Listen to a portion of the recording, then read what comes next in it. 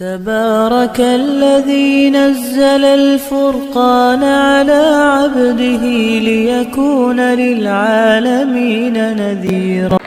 الحمد لله نحمده ونستعينه ونستغفره ونؤمن به ونتوكل عليه ونعوذ بالله من شرور أنفسنا ومن سيئات أعمالنا ونعوذ بالله من شرور أنفسنا ومن سيئات أعمالنا ونعوذ بالله من شرور أنفسنا ومن سيئات أعمالنا من يهده الله فلا مضل له ومن يضلله فلا هادي له ونشهد أن لا إله إلا الله وحده لا شريك له ونشهد أن سيدنا ومولانا محمدا عبده ورسوله صلى الله عليه وعلى آله وأصحابه وبارك وسلم تسليما كثيرا كثيرا. أما بعد فأعوذ بالله من الشيطان الرجيم. بسم الله الرحمن الرحيم. فيه آيات بينات مقام إبراهيم ومن دخله كان آمنا ولله على الناس حج البيت من استطاع إليه سبيلا ومن كفر فإن الله غني عن العالمين. قل يا أهل الكتاب لم تكفرون بآيات الله والله شهيد على ما تعملون. صدق الله العظيم.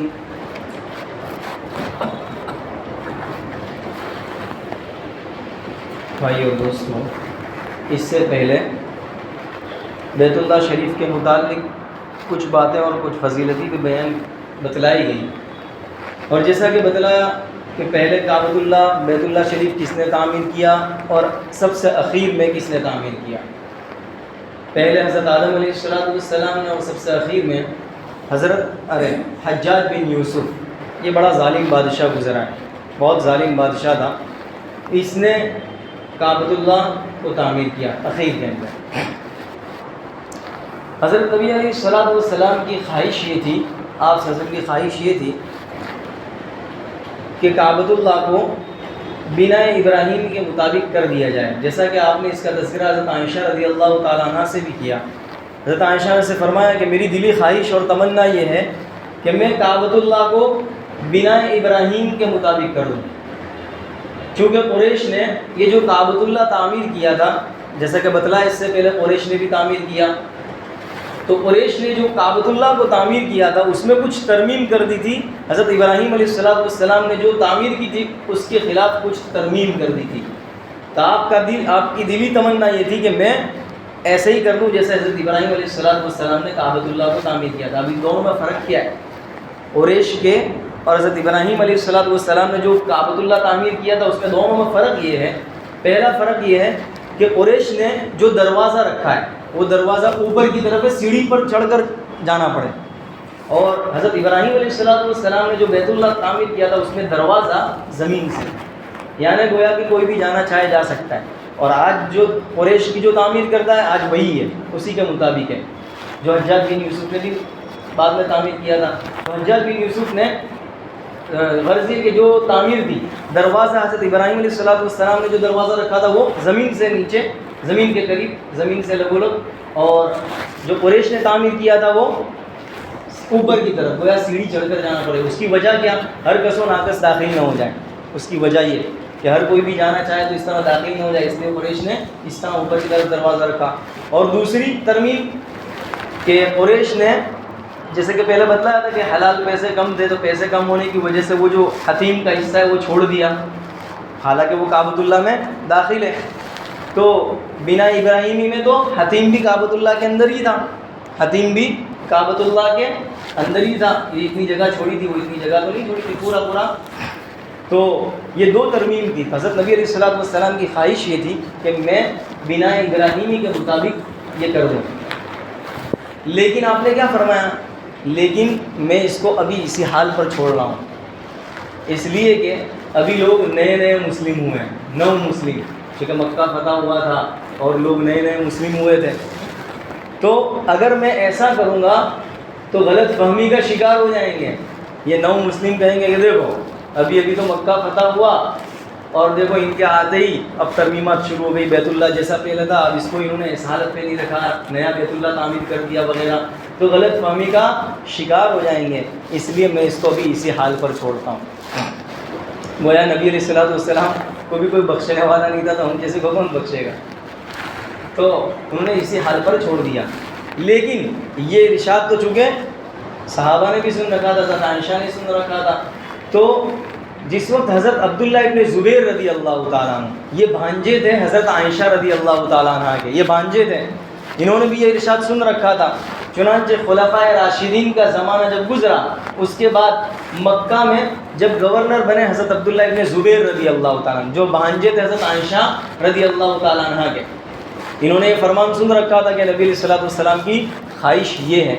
چنانچہ جب وہ گورنر بنے، حاکم بنے مکہ کے، تو انہوں نے کعبۃ اللہ کو نئے سرے سے تعمیر کیا، چونکہ اس بنا قریش نے جو بنایا تھا، یہ تعمیر قریش کی تعمیر تھی، تو اس کو توڑ کر اسی طرح کر دیا جیسا کہ حضرت ابراہیم علیہ الصلوۃ والسلام نے کیا تھا، اسی طرح کر دیا۔ اب ظاہر ہے آپ نے نبی علیہ الصلوۃ والسلام کے فرمان کے مطابق بیت اللہ کر دیا۔ اس آپ کی جو حکومت تھی اور گورنری وہ چند روز کے لیے تھی۔ پھر جب حجاج بن یوسف کا زمانہ ہے، حجاج بن یوسف نے حملہ کیا مکہ پر، اور مکہ پر حملہ کیا جس کے نتیجے میں حضرت عبداللہ بن زبیر رضی اللہ عنہ کو شہید بھی کر دیا وغیرہ، تو ان کی حکومت ختم ہو گئی اور اس نے قبضہ کر لیا مکہ پر، حجاج بن یوسف نے جب قبضہ کیا تو اس کو یہ برداشت نہیں ہوا کہ لوگ حضرت عبداللہ بن زبیر رضی اللہ تعالیٰ عنہ کی تعریف کریں اور رہتی دنیا ان کا نام لے، ان کی تعریف کرے کہ انہوں نے کعبۃ اللہ تعمیر کیا، تو اس کو یہ برداشت نہیں ہوا۔ اس نے یہ مشہور کر دیا کہ ان کا یہ جو فعل تھا وہ غلط تھا۔ نبی علیہ الصلوۃ والسلام جس حالت میں کعبۃ اللہ کو چھوڑ کر گئے تھے، ہمیں چاہیے کہ ہم اسی حالت پر اس کعبۃ اللہ کو رہنے دیں۔ اب ظاہر ہے ایسی بات بھی چلائی کہ بات تو برابر ہے کہ نبی علیہ الصلوۃ والسلام کے زمانے میں ایسا تھا تو ایسا ہی رہنا چاہیے، یہ دوسرا یہ اس طرح کی ترمیم بھی ہونی چاہیے، بات بھی ایسی، ہاں بات تو برابر ہے، تو ایسی پٹی پڑائی۔ دیکھیے یعنی گویا باطل جب آتا ہے تو اس طریقے پر آتا ہے، وہ بہت سوچ سمجھ کر آتا ہے کہ لوگوں کو اگر گمراہ کرنا ہے، سیدھے راستے سے بھٹکانا ہے، تو کیسے اپنے ایسی بات چھوڑ دیں اور ٹچکلا چھوڑ دیں کہ لوگوں کی بات وزن بھی پڑے اور کام کا کام بھی ہو جائے۔ تو اس نے یہ بات مشہور کر دی کہ ان کا فعل غلط تھا اور ہمیں تو ایسا ہی رہنا دینا چاہیے جیسے نبی علیہ الصلوۃ والسلام کے زمانے میں تھا۔ چنانچہ اس نے پھر کعبۃ اللہ کو توڑ کر ایسا ہی کر دیا جیسے قریش نے بنایا۔ اب قریش نے جیسے تعمیر کیا تھا ایسے ہی کر دیا۔ پھر اس کے بعد اس کے دور کے گزرنے کے بعد، اس کی حکومت کے بعد، بعض مسلمان جو بادشاہ بنے انہوں نے چاہا کہ کعبۃ اللہ کو ایسا ہی کر دیں جیسا نبی علیہ الصلوۃ والسلام کی خواہش تھی، جیسا کہ حدیث میں مذکور تھا کہ آپ کی خواہش تھی کہ بنا ابراہیمی کے مطابق کعبۃ اللہ ہو جائے، تو ان کی یہ خواہش تھی۔ لیکن اس زمانے میں حضرت امام مالک رحمۃ اللہ علیہ نے یہ فتویٰ دیا کہ بار بار کعبۃ اللہ کو بنانا، بار بار گرانا، یہ ہر آنے والے بادشاہ کے لیے کھلونا بن جائے گا۔ جو بادشاہ آئے گا وہ اپنی ناموری کے لیے، اپنا نام حاصل کرنے کے لیے، لوگوں کے اندر اپنا نام کمانے کے لیے آئے گا، بنائے گا، گرائے گا، یہ تو کھلونا بن جائے گا۔ اس لیے انہوں نے یہ فتویٰ دیا کہ اب مناسب یہی ہے کہ جیسا کعبۃ اللہ ہے ایسا ہی رہنے دیا جائے۔ چنانچہ اس وقت سب نے اس کو قبول کیا، اور اس وقت جو آخری تعمیر تھی حجاج بن یوسف نے جو تعمیر کیا تھا اسی حالت پر رہنے دیا جیسا کہ قریش نے بھی اسی حالت پر بنایا تھا، تو بس اسی حالت میں رہنے دیا، اور آج تک اسی حالت میں چلا آ رہا، آج تک۔ اس میں ہماری بھلائی بھی ہے کہ حتیم کا حصہ اندر نہیں گیا، ورنہ حتیم کا حصہ بھی کعبۃ اللہ میں چلا جاتا تو پھر ہم حتیم میں بھی جا نہیں سکتے تھے۔ تو خیر آج تک ایسے ہی چلا آ رہا ہے، البتہ اس میں ترمیم ہوتی رہتی ہے، تزین ہوتا رہتا ہے، مزین یعنی گویا کلر، رنگ و روغن وغیرہ سب ہوتا رہتا ہے، لیکن وہ اسی حالت پر ہے آج تک۔ تو غرض یہ کہ یہ کعبۃ اللہ کی فضیلت چل رہی تھی کہ بیت اللہ کی اس سے پہلے بھی بتلائی، تو یہود و نصارہ تھے وہ اس کی فضیلت کو برداشت نہیں کرتے تھے، اسی لیے انہوں نے اعتراض کیا تھا کہ مسلمان بیت المقدس کو چھوڑ کر اس کو قبلہ کیوں قرار دیتے ہیں. اس کی فضیلت کو کم کرنے کے لیے وہ اعتراض کرتے تھے. اور خود زبور میں بھی اور ان کی کتاب میں بھی موجود ہے کہ دو بندے مکہ سے گزریں گے، دو بندے وادی بکہ سے گزریں گے، اور وہاں اس کتاب میں چشمے کا بھی ذکر تھا، اور دو بندوں سے مراد حضرت ابراہیم اور حضرت اسماعیل علیہ السلام ہے، اور چشمے سے مراد آب زمزم ہے. گویا وادی بکہ تھا تو اس وادی بکہ کو انہوں نے کر دیا وادی بکا، گویا نام ہی بدل دیا کہ بکہ سے مکہ مراد نہیں ہے، یہ کوئی دوسری وادی ہے. اسی طرح یہ تحریف کیا کرتے تھے اس کی فضیلت کو گرانے اور اس کو فضیلت کو کم کرنے کے لیے. اسی طرح مروہ کا بھی ذکر آتا ہے ان کی کتابوں میں کہ مروہ میں حضرت ابراہیم علیہ السلام صفا مروہ، حضرت ابراہیم علیہ السلام نے اپنے بیٹے کی قربانی دی مروہ میں، تو انہوں نے مروہ کو موڑیا کر دیا. اس طرح کی تحریف کیا کرتے تھے. غرض کہ فضیلت چل رہی تھی تو فرمایا فیہ آیات بینات مقام ابراہیم، اس میں واضح نشانیاں ہیں، مکہ میں اور بیت اللہ میں واضح نشانیاں ہیں. ان نشانیوں میں سے ایک نشانی مقام ابراہیم ہے. حضرت نبی علیہ السلام کو اللہ نے بہت سے معجزے دیے. ان معجزات میں بعض معجزے ایسے ہیں جو آپ کے جانے کے بعد بھی موجود ہیں اور قیامت تک رہیں گے انشاءاللہ.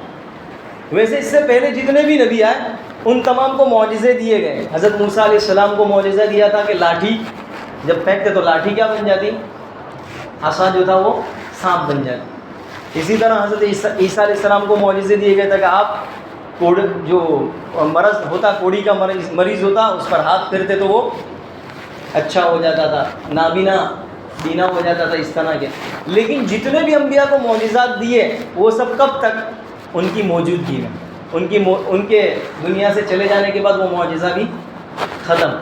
لیکن حضرت نبی علیہ السلام کو جو معجزات دیے گئے ان میں سے کچھ معجزے ایسے ہیں جو آپ کے جانے کے بعد بھی باقی ہیں اور قیامت تک باقی رہیں گے. ان میں سے ایک قرآن کریم ہے. یہ معجزہ آپ کے زمانے میں بھی تھا اور آج بھی ہے اور انشاءاللہ قیامت تک رہے گا. کیا معجزہ؟ آج تک ایک مسلمان یہ چیلنج کر سکتا ہے، کوئی ہے ماہ کا لال تو اس جیسی کتاب لے کر آ جاتا. آج بھی مسلمان یہ چیلنج کر سکتا ہے. اس وقت بھی یہ چیلنج تھا، قرآن کریم نے یہ چیلنج کیا، لاؤ اس قرآن کریم جیسی کتاب، فأتوا بسورۃ من مثلہ، ایک سورت لے کر آ جاؤ. اگر قرآن کریم، اگر تم کہتے ہو کہ قرآن کریم یہ اللہ کی کتاب نہیں ہے تو بس یہ تم جیسے کہتے ہو کہ یہ محمد صلی اللہ علیہ وسلم نے گھڑ لی ہے تو لے کر آ جاؤ. تو آج بھی مسلمان یہ چیلنج کر سکتا ہے. گویا یہ معجزہ آج بھی اور قیامت تک رہے گا کہ کوئی اس جیسی کتاب لا نہیں سکے گا. تو یہ معجزہ ایک قرآن کریم کا. دوسرا جس کا ذکر اللہ کے نبی علیہ السلام نے بھی فرمایا کہ مینا میں جو جمرات کی رمی کی جاتی ہے، کنکریاں ماری جاتی ہیں، تو وہ کنکریاں نامعلوم طریقے سے فرشتے اٹھا لیتے ہیں جن کی حج قبول ہو جاتی ہے، اور ان بد نصیبوں کی کنکریاں وہیں رہ جاتی ہیں جن کا حج قبول نہیں ہوا. یہ بھی ایک بڑی نشانی اور اللہ کے نبی کا معجزہ ہے. ان نشانیوں میں سے ایک نشانی مقام ابراہیم بھی ہے. اب اس کا ایک معنی یہ بھی لیا جا سکتا ہے، مقام ابراہیم کا ایک معنی یہ بھی ہے کہ حضرت ابراہیم علیہ السلام نے اپنی اولاد کے لیے اس کو رہنے کی جگہ ٹھہرایا، اقامت کی جگہ بنایا اس مقام کو. چنانچہ جیسا کہ آپ نے دعا فرمائی تھی، ربنا انی اسکنت من ذریتی بواد غیر ذی زرع عند بیتک المحرم، کہ حرمت والے گھر کے پاس میں اپنی اولاد کو ٹھہراتا ہوں ایسی جگہ پر جو بے آب و گیا وادی ہے، جہاں بنجر علاقہ ہے، جہاں کوئی کھیتی باڑی نہیں ہوتی، ایسی جگہ پر میں اپنی اولاد کو ٹھہراتا ہوں. اور کیوں ٹھہراتا ہوں؟ ربنا لیقیموا الصلاۃ فاجعل افئدۃ من الناس تهوی الیہم، کہ میری اولاد جو ہے نماز قائم کرے، عبادت کرے، اور لوگ جو ہے کھینچے یہاں چلے آئیں. چنانچہ جاتے ہیں لوگ کھینچے وہاں. آج حج جو ہے 10 لاکھ سے اوپر چلی گئی ہے، تب بھی جاتے لوگ کھینچے وہاں جا رہے ہیں. تو اللہ نے ایسی جگہ ہی بنائی ہے. اور کیوں؟ اور یہاں کے لوگوں کو پھلوں سے روزی عطا فرما. کیوں؟ لعلکم تشکرون، تاکہ وہ تیرا شکر ادا کریں. تو آپ کی یہ جو دعا تھی وہ قبول ہوئی، اور جیسا کہ دیکھا جا رہا ہے کہ وہاں پر پھل ہیں، فروٹ بھی ہیں، ساری قسم کی ہر چیز موجود ہے، اور لوگ کھینچے کھینچے وہاں چلے جا رہے ہیں۔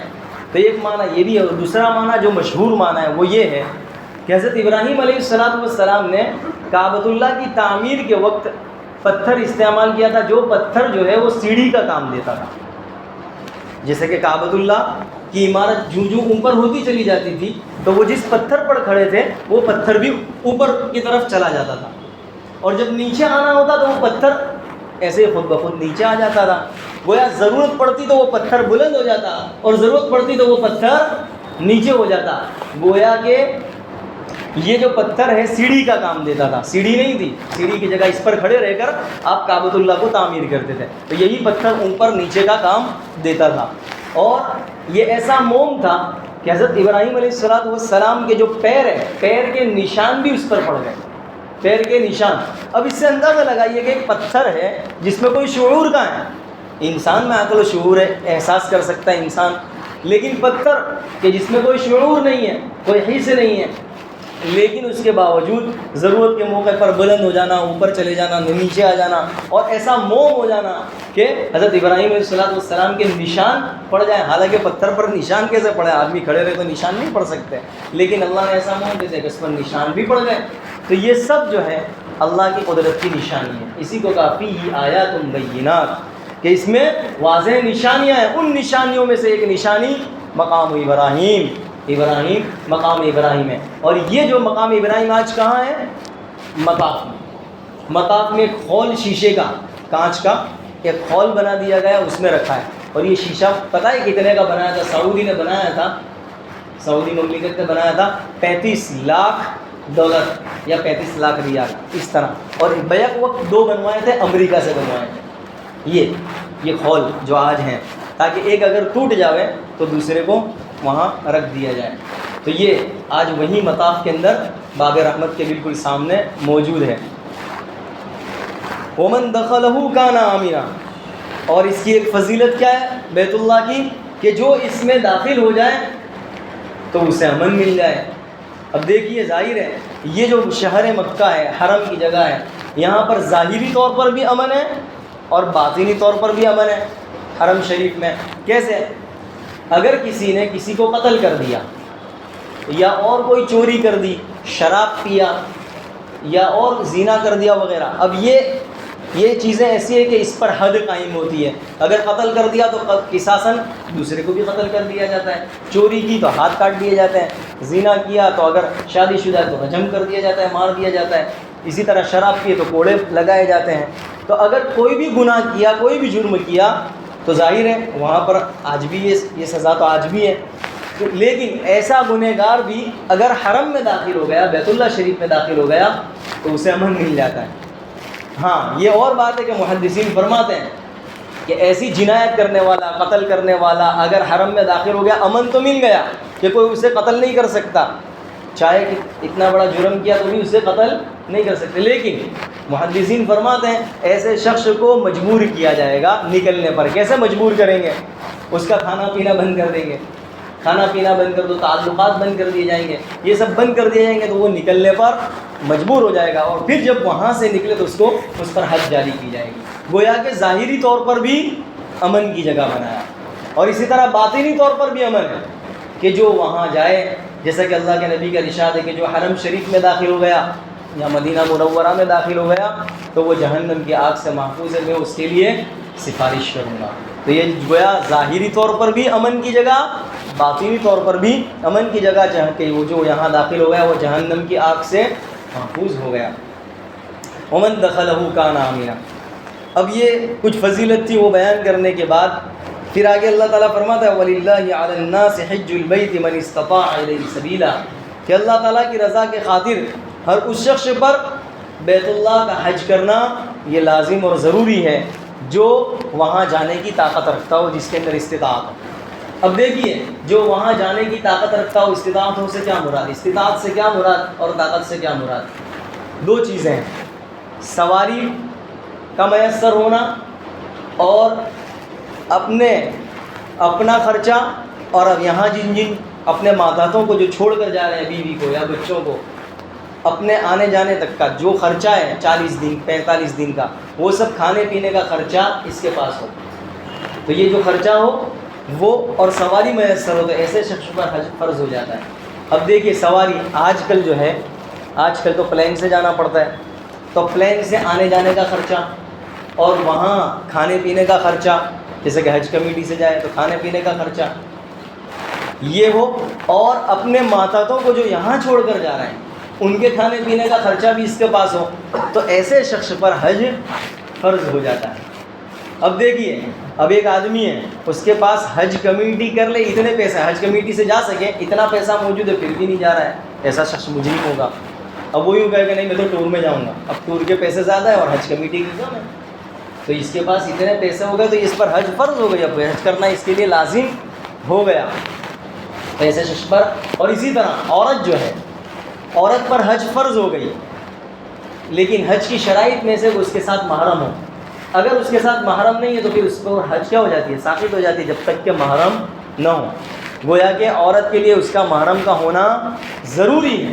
اسی لیے اللہ کے نبی علیہ الصلوۃ والسلام نے کیا ارشاد فرمایا، اگر عورتیں اللہ پر اور آخرت کے دن پر یقین رکھتی ہیں، ایمان رکھتی ہیں، تو وہ محرم کے بغیر یا خاوند کے بغیر 3 دن سے زیادہ کا سفر نہیں کر سکتی. جس سے آپ اندازہ لگائیے کہ عورت کو کھلا نہیں چھوڑا، اتنی فرض جو حج جیسی فرضیت ہے وہ اگر محرم نہ ہو، خاوند نہ ہو یا بھائی نہ ہو یا اور اس کے جو محرم ہیں وہ نہ ہو تو حج فرض نہیں رہتی. تو اس سے آپ اندازہ لگائیے عورت جو ہے پھر اس طرح کیسے کھلی پھر سکتی ہے. اندازہ لگائیے فرض جیسا فرض ساقط ہو جاتا ہے محرم نہ ہونے کی وجہ سے، تو اس سے آپ اندازہ لگائیے کہ عورت جو ہے اس طرح جیسا کہ آج کل عورتیں سفر کیا کرتی ہیں، آج عورتوں کی ٹور بنتی ہے 11 کی 10 کی اور وہ سفر کرتی ہیں. اس طرح سفر کرنا کیسے درست ہو سکتا ہے جبکہ حج کا جو فرض ہے وہ ساقط ہو جاتا ہے. تو آج کل جو ٹیم بنا کر صرف اور صرف عورتیں نکلتی ہیں سفروں پر، سفر کرتی ہے باہر کا، آج کل ایسا ٹرینڈ چل پڑا ہے، اس کو کوئی برا بھی نہیں سمجھتا. تو یہ کہاں جواز، اس کا کہاں جواز نکلے گا؟ اس سے آپ اندازہ لگا لیں. غرض یہ کہ تو حج جو ہے وہ فرض رہتا ہے. حج اگر کسی پر فرض ہو گیا تو اس کے لیے حج کی فرضیت پھر ساتھ، اگر ہر فرض ہو گیا اور اگر وہ حج نہیں کرتا اس کے لیے بڑی وعید ہے. وَمَنْ كَفَرَ فَإِنَّ اللَّهَ غَنِيٌّ عَنِ الْعَالَمِينَ، جس نے کفر کیا فَإِنَّ اللَّهَ، تو اللہ تعالیٰ تمام جہانوں سے بے نیاز ہے. اس کا مطلب یہ ہے کہ جس پر ہر حج فرض ہو گیا اور وہ حج ادا نہیں کر رہا، سستی کر رہا ہے، کاہلی کر رہا ہے، تو اللہ تعالیٰ کو ایسے لوگوں کی کوئی ضرورت نہیں ہے. اللہ تعالیٰ تو بے نیاز ہے. اللہ تعالیٰ کو ایسے کی عبادت کی کوئی پرواہ نہیں ہے، ایسے آدمی کی بھی کوئی پرواہ، نیکی کی کوئی پرواہ نہیں ہے. اللہ تعالیٰ بے نیاز ہے. ظاہر ہے انسان جو کچھ کرتا ہے وہ اپنے لیے کرتا ہے، اپنے فائدے کے لیے کر رہا ہے، اپنی آخرت بنانے کے لیے کر رہا ہے. اللہ تعالیٰ کو اس میں کون سا فائدہ ہے؟ اللہ تعالیٰ کا تو کوئی فائدہ ہی نہیں ہے. وَمَنْ كَفَرَ، تو جو انکار کرے گا، جو حج ادا نہیں کرے گا، اللہ تعالیٰ کو اس کی کوئی پڑی نہیں ہے. اللہ کے نبی علیہ الصلوۃ والسلام ارشاد فرماتے ہیں اگر جس پر حج فرض ہو گئی اور وہ ادا نہیں کرتا تو پھر چاہے وہ یہودی ہو کے مرے یا نصرانی ہو کر مرے، ہمیں اس سے کوئی سروکار نہیں ہے. یعنی پھر اس پر تکلیف آئے، پریشانیاں آئیں، پھر اس پر کوئی حادثہ آ جائے، کچھ بھی آ جائے، پھر ہماری کوئی ذمہ داری نہیں ہے. اس سے بڑی وعید کیا ہو سکتی ہے؟ ایسا شخص یہودی ہو کر مرے یا نصرانی ہو کر مرے، ہمیں کوئی پرواہ نہیں. بڑی خطرناک وعید ہے. حضرت عمر رضی اللہ تعالیٰ عنہ کیا فرماتے ہیں، میرا دل تو چاہتا ہے کہ میں لوگوں کو مختلف شہروں میں بھیجوں اور جن پر وہ دیکھیں کہ جن پر حج فرض ہو چکا اور وہ حج ادا نہیں کرتے ان سے ٹیکس وصول کریں، جزیہ. حالانکہ جب دارالاسلام ہو تو دارالاسلام میں جزیہ تو ان سے لیا جاتا ہے، مسلمانوں ان سے نہیں لیا جاتا، بلکہ جو کافر رہ رہے ہیں مسلمانوں کی ماتحتی میں ان کافروں سے ٹیکس لیا جاتا ہے. تو گویا کہ وہ چاہتے ہیں، حضرت عمر رضی اللہ عنہ فرماتے ہیں کہ میں چاہتا ہوں کہ ایسے لوگوں پر جزیہ عائد کر دوں کہ وہ مسلمان نہیں ہیں. حج فرض ہو جانے کے بعد آج بہت سے لوگ دیکھے ہوں گے آپ نے کہ وہ امریکہ کا سفر کرتے ہیں، لنڈن کا سفر کرتے ہیں، پتہ نہیں کہیں کہیں کا سفر کرتے ہیں، لیکن حج نہیں کرتے. اور ان سے کہا جائے تو کیا کہتے ہیں، میرے بیٹے کی شادی ہو جائے، میری بیٹی کی شادی ہو جائے، یہ سب سے فارغ ہو جاؤں اور پھر اس کے بعد حج کریں گے. گویا کہ اوپر سے لکھان لے کر آئے تھے، جیسے کہ ایگریمنٹ لیتے نا 5 سال کا، 10 سال کا، 15 سال کا. بھائی کرائے پر مکان لیا، کرائے پر دکان لی تو ایگریمنٹ تو بولے 5 سال کا. تو بولے گویا کہ وہاں اوپر سے ایگریمنٹ کرا کے لائے تھے کہ 60-70 سال کے بعد ہی فرشتہ آئے گا موت روح قبض کرنے کے لیے. اس لیے میں جو ہے بچوں سے فارغ ہو کر بہت بڑی خطرناک وعید ہے. اگر حج فرض ہو جائے تو حج ادا کر لینی چاہیے, حج کا فریضہ انجام دے دینا چاہیے. ومن کفر فإن اللہ غنی عن العالمین. آگے اللہ تعالیٰ فرماتا ہے قل یا اہل الکتاب لم تکفرون بآیات اللہ. اے نبی آپ کہہ دیجئے اہل کتاب سے, اہل کتاب کیوں تم اللہ کی آیات کا انکار کرتے ہو, اللہ کی توحید کا, اللہ کے احکام کا, دلائل اور براہین کا, اور اللہ کے نبی کے جو معجزات دیکھ رہے ہو, ان سب چیزوں کے دیکھ لینے کے بعد تم کیوں انکار کرتے ہو. واللہ شہید علی ما تعملون. اور اللہ تعالیٰ تمہارے اعمال سے باخبر ہے, تمہارے اعمال کو دیکھ رہا ہے. گویا ایسا نہیں ہے اللہ تعالیٰ تمہاری کوئی چیز ڈھکی چھپی نہیں ہے, پوشیدہ نہیں ہے اللہ تعالیٰ سے. تم جو کچھ کرو وہ سب سامنے ہے. اللہ تعالیٰ تمہیں ضرور سزا دے کر رہے گا. آگے اللہ تعالیٰ اللہ فرما رہا ہے شکوے کے طور پر اہل کتاب سے کہ اے نبی آپ کہہ دیجئے قل یا اہل الکتاب, اہل کتاب سے لم تصدون عن سبیل اللہ من آمن تبغونها عوجا. کہ کیوں یہ اہل کتاب اہل ایمان کو اللہ کے راستے سے روکتے ہیں. کہ جو مومن ہو چکے ہیں, جو ایمان لا چکے ہیں, اہل ایمان کو ایمان سے روکتے ہیں. کیوں روکتے ہیں؟ گویا کہ ایمان سے پھرانا چاہتے ہیں اور ہیلے بہانے کرتے ہیں. من جملہ تبغون عوجا, یہ چاہتے ہیں کہ اس میں نقص تلاش کریں, عیب تلاش کریں, کجی تلاش کریں, اور دین میں کجی تلاش کر کے لوگوں میں پھیلائیں اور لوگوں کے دلوں میں شکوک اور شبہات پیش کریں. دیکھیے اس سلسلے میں بڑی تفصیل ہے کہ یہود و نصارہ شروع سے سازش کرتے چلے آ رہے ہیں, آج بھی کر رہے ہیں. اور آج کیا سازش چل رہی ہے, ان کی کیا پلاننگ چل رہی ہے, اور قیامت تک چلتی رہے گی. مختصر سا خاکہ انشاءاللہ آئندہ بیان کیا جائے گا کہ اہل کتاب کی سازش نبی کے دور میں کیسی تھی, اور نبی کے دور کے گزرنے کے بعد جو بیچ میں درمیانی دور آتا ہے جیسے صلاح الدین ایوبی وغیرہ رحمۃ اللہ علیہ, ان کے دور, پھر اس کے بعد اور آج کے زمانے میں ان کی کیا سازش رہی ہے. انشاءاللہ اس کو بھی تفصیل بتلایا جائے گا کہ جس سازش کا ہم شکار کیسے ہو رہے ہیں. انجانے طور پر, دانستہ نادانستہ طور پر ہم ان کی سازش کا شکار ہو رہے ہیں, اور ہمیں ان کی سازش کا پتہ بھی نہیں ہے. انشاءاللہ اس کو بھی تفصیل آئندہ بتلایا جائے گا. اللہ تعالیٰ مجھے اور آپ کو عمل کی توفیق عطا فرمائے. ہاں 22 تاریخ کو جیسے کہ بدھ کے دن, 2 دن کے بعد پرسوں ہی بلکہ بدھ کے دن وہ سمر کیمپ رکھا ہے نوجوانوں کا. 3:30 بجے سے لے کر دوپہر کے مغرب عشاء تک ہے, اور اس میں 4-5 بیان رکھے گئے ہیں جس میں تربیت ہی, جیسے نبی علیہ الصلوۃ والسلام کے اخلاق کیا تھے اور نبی علیہ الصلوۃ والسلام کا طریقہ کیا تھا.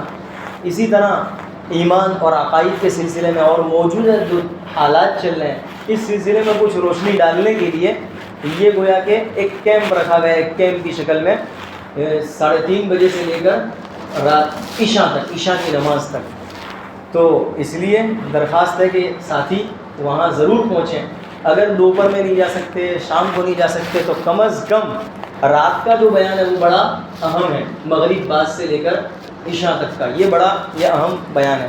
اس لیے ہو سکے تو پورے دن میں, اور نہ ہو سکے تو یہ اخیری جو بیان ہے مغرب کے بعد سے لے کر عشاء تک, اس میں پہنچنے کی ضرور فکر کریں. جی ہاں, یہ 5 کنواں ملا قاسم مسجد میں, اور 14 سال سے اوپر کے ہیں, اس سے نیچے والے نہیں, یعنی گویا کہ نوجوانوں ہی کے لیے ہے. سبحانک اللہم و بحمدک و تبارک اسمک و تعالی جدک و لا الہ غیرک لا الہ الا اللہ الحلیم الکریم سبحان اللہ رب العرش العظیم. اسألک موجبات رحمتک وعزائم مغفرتک والغنیمة من كل بر والسلامة من كل إثم لا تدع لنا ذنبا إلا غفرته ولا هما إلا فرجته ولا كربا إلا نفسته ولا ضرا إلا كشفته ولا حاجة هي لك رضا إلا قضيتها ويسرتها يا أرحم الراحمين. اے اللہ ہمارے گناہوں کو معاف فرما. اے اللہ یقیناً ہم گنہگار ہیں. اے اللہ بہت گناہ کیے ہیں. اے اللہ تجھے بہت ناراض کیا ہے. اے اللہ یقیناً ان گناہوں اور نافرمانیوں کی وجہ سے ہماری زندگی اے اللہ اچاٹ ہو چکی ہے. اے اللہ ہماری زندگیاں خراب ہو چکی ہے, بے چینی کا شکار ہے, رزق کی تنگی کا شکار ہے. اے اللہ طرح طرح کی پریشانیوں میں ہم مبتلا ہیں. اے اللہ گھر میں اے اللہ نہ چین ہے نہ باہر کی زندگی میں چین ہے اے اللہ ہماری نافرمانیوں ہی کی وجہ سے ہے اے اللہ یقیناً جگہ جگہ جو مسلمان پریشان ہیں اے اللہ یقیناً ہمارے ہی گناہ کی وجہ سے ہے اے اللہ معاف فرما دے اے اللہ معاف فرما دے اے اللہ معاف فرما دے اے اللہ تو راضی ہو جا رضامندی والی زندگی عطا فرما اے اللہ ناراضگی والی زندگی سے اے اللہ ہمیں ہماری پوری حفاظت فرما اے اللہ جو جن کاموں سے تو راضی ہوتا ہے اے اللہ اس کا کرنے والا بنا دے اور جن کاموں سے ناراض ہوتا ہے اے اللہ اس سے ہماری پوری حفاظت فرما اے اللہ پوری امت محمدیہ کی حفاظت فرما پوری امت محمدیہ کی حفاظت فرما اے اللہ یقیناً بڑے پریشان ہیں جگہ جگہ اے اللہ مسلمان پریشانی کا شکار ہے اے اللہ دشمن جو ہے جس طرح چاہتا ہے اے اللہ جیسے چاہتا ہے اے اللہ ایسا کر گزرتا ہے اے اللہ وہ اس گمان میں ہے اے اللہ وہ طاقت میں ہے اے اللہ وہ پاور میں ہے اور قوت میں ہے اے اللہ وہ اپنے آپ کو اے اللہ خدا اے اللہ خدا سمجھے ہوئے ہیں اے اللہ تو اپنی خدائی سمجھا دے اے اللہ اپنی قدرت بتلا دے اے اللہ جگہ جگہ مسلمان پریشان ہیں اے اللہ جانی اعتبار سے بھی پریشان ہیں اے اللہ مالی اعتبار سے بھی پریشان ہیں ہر طرح سے پٹ رہے ہیں اے اللہ مسلمانوں کو سربلندی عطا فرما اسلام پر چلنے کی توفیق عطا فرما اے اللہ تیرے احکام پر چلنے کی توفیق عطا فرما تیرے احکام کی بجاوری کی توفیق عطا فرما اے اللہ خصوصاً غزہ فلسطین اور شام کے مسلمانوں کی حفاظت فرما اے اللہ شام کے مسلمانوں کی بھی حفاظت فرما اے اللہ شیعوں کے تسلط سے حفاظت فرما ان کے ظلم سے حفاظت فرما اے اللہ خصوصاً فلسطین اور اے اللہ غزہ کے مسلمانوں کی حفاظت فرما یقیناً اے اللہ بڑی پریشانی کے عالم میں ہے بڑی پریشانی کے عالم میں ہے چاروں طرف سے گھیرے ہوئے ہیں اے اللہ چاروں طرف سے مسلمان پریشان ہیں اے اللہ جائیں تو کہاں جائیں اے اللہ ان کے لیے کوئی پناہ کی جگہ نہیں ہے اے اللہ کوئی پناہ کی جگہ نہیں ہے اور کوئی پناہ دینے والا بھی نہیں ہے اے اللہ بڑی پریشانی کے عالم میں زندگیاں گزر رہی ہے اے اللہ لمحہ لمحہ ان کے لیے 1 منٹ اے اللہ سال کے برابر ہوگا اے اللہ یقیناً 1 منٹ سال کے برابر ہوگا اے اللہ ان کی پریشانی کا اندازہ ہم بھی نہیں لگا سکتے اے اللہ وہ بخوبی واقف ہے اللہ تو خوب جانتا ہے ان پر کیا گزر رہی ہے ان کے بچوں پر اے اللہ ان کی بیویوں پر اے اللہ تو حفاظت فرما اے اللہ انہیں بہترین بدلہ عطا فرما اے اللہ ان کے شہداء کو قبول فرما اے اللہ شہداء کو بہتر اے اللہ اعلیٰ مقام عطا فرما اے اللہ جو فضیلت نبی علیہ الصلوۃ والسلام نے بیان فرمائی وہ فضیلت انہیں عطا فرما اے اللہ جو صبر جمیل پر تو نے وعدے فرمائے اے اللہ وہ وعدے انہیں اے اللہ پورے ان پر پورے عطا فرما اے اللہ جو اے اللہ عمارتیں ان کی اجڑ چکی ہے اے اللہ کاروبار وغیرہ سب اے اللہ اجڑ چکا ہے اے اللہ اس کو دوبارہ آباد فرما دے اے اللہ پہلے سے زیادہ دوبارہ آباد فرما دے اے اللہ ہرا بھرا فرما دے اے اللہ یقیناً یہ انبیاء علیہ الصلوۃ والسلام کی اولاد میں سے ہے ان کی نسلوں میں سے ہے اے اللہ مقبول بندے ہیں تجھ پر ایمان لانے والے ہیں اے اللہ ان کی حفاظت فرما ان کی حفاظت فرما اللہ دشمن کے دلوں میں رعب طاری فرما اللہ رعب طاری فرما دے اللہ پیچھے ہٹنے پر مجبور فرما دے اللہ ان کی اسکیموں کو انہی پر الٹ دے اللہ ان کی پلاننگ کو انہی پر الٹ دے اے اللہ مسلمانوں کو نجات عطا فرما کامیابی عطا فرما فتح و نصرت عطا فرما اے اللہ صبر جمیل عطا فرما صبر جمیل عطا فرما اے اللہ ایمان پر ثابت قدمی عطا فرما اے اللہ ایمان پر قائم رہنا انہیں نصیب فرما مضبوط ایمان عطا فرما اے اللہ ان کے طفیل اے اللہ ان کے طفیل ہمیں بھی اے اللہ ہمیں ہمارا ایمان بھی مضبوط فرما اے اللہ ہم بڑے کمزور ہیں اے اللہ ہم تو ایسی پریشانیاں ایسی مصیبتیں اے اللہ جھیلنے کے قابل نہیں اے اللہ ہم تو نہیں جھیل سکتے بڑے کمزور ہیں اے اللہ ہمیں ایسی آزمائش میں نہ ڈالنا اے اللہ ہمیں ایسے امتحانات سے نہ گزارنا اے اللہ ہماری حفاظت فرما ہمارے ایمان کی حفاظت فرما اے اللہ جو کچھ مانگا عطا فرما جو مانگنے سے رہ گیا اپنے نشان عطا فرما ربنا تقبل منا انك انت السميع العليم وتب علينا انك انت التواب الرحيم وصلى الله على النبي الكريم سبحان ربك رب العزة عما يصفون وسلام على المرسلين والحمد لله رب العالمين برحمتك يا ارحم الراحمين.